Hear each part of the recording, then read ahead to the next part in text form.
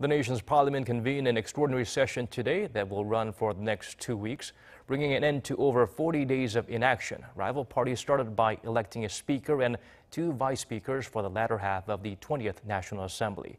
Kim Min-ji has the latest from the domestic political arena. The latter half of the 20th National Assembly kicked off Friday with the election of the parliamentary speaker, a key post that had been vacant for over a month. In a plenary session, rival lawmakers elected Moon Hee-sang, a 6-term lawmaker with the ruling Democratic Party of Korea, as a new National Assembly speaker. It's been customary to give that role to the largest party. Moon was chosen as a ruling party candidate back in May. I promise that cooperation will also be prioritized over the next 2 years. It'll be the ruling party's responsibility to work on bills related to reform and the people's livelihoods. They must not blame the opposition bloc, but at the same time, the opposition also needs to show sincerity in negotiations. They must make demands, but also make concessions when necessary.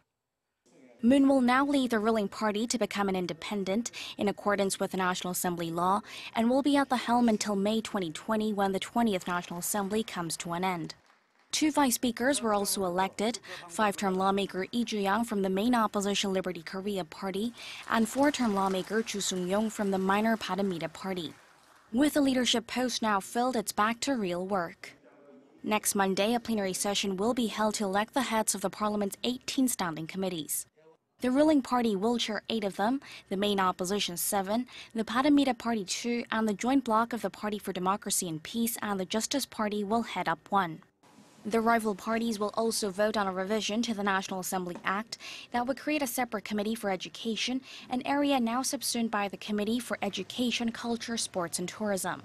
Also on the agenda are confirmation hearings for the candidate for Commissioner General of the National Police Agency and nominees to fill 3 spots on the Supreme Court.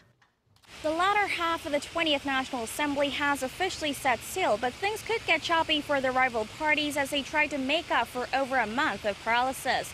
For starters, lawmakers are expected to clash during the upcoming confirmation hearings, not to mention the pile of disputed bills that need to be reviewed. Kim Min-ji, Arirang News.